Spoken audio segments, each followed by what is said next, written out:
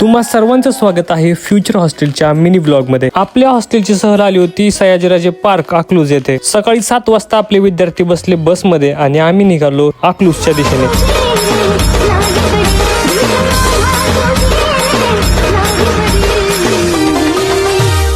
रस्त्यात चहा पिण्यासाठी बस थांबली टेंभुर्णीच्या अलीकडे एका हॉटेलवर। सगळ्या विद्यार्थ्यांनी चहा घेतला। कवडे सरांनी विचारलं आणखीन काय पाहिजे। पोरं म्हणले डान्स पाहिजे। सर म्हणले बसा मग बसमध्ये। गणू सर लाव म्हणल्यावर लागली गाणी।